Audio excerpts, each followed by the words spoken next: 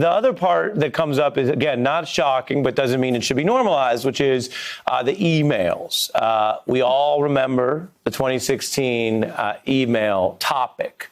And there have been a parade. I will say as a journalist that the First Lady is generally thrust into a different category because it is a quasi-government position with that support, but it's also a family member who was didn't ask to be appointed, So it is a little different. Having said that, in fairness, it is a long, long list that now includes Melania Trump and people who did ask to be appointed and who are public stewards and who are taxpayer funded in the Trump administration that completely are doing exactly what they thrashed Hillary Clinton for. Well, look, I think at this point, it's pretty clear that the people who howled "lock her up" at Trump rallies were not actually outraged by poor email server management. And, I think it's also true with the Trumps.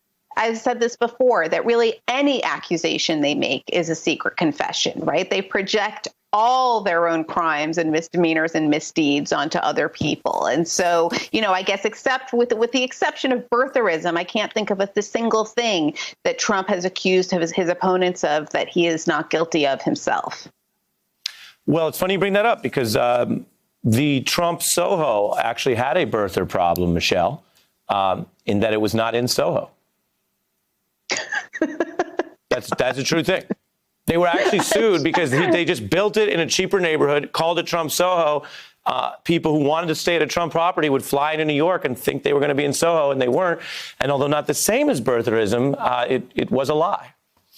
Well, look, I've long thought that one problem with the Hillary Clinton campaign is that people in New York didn't understand the extent to which people outside of New York considered Donald Trump a legitimately successful and glamorous businessman because he was always such a joke here, And so, it's astonishing that somebody would fly to stay in Trump Soho thinking that was a Soho destination. But, right, everything about this family is kind of ersatz and fraudulent. Yeah, put clearly and plainly, and we appreciate it. Michelle Goldberg, always good to see you. Hey, I'm Ari Melber from MSNBC. You can see more of our videos right here, or better yet, subscribe to our YouTube channel below.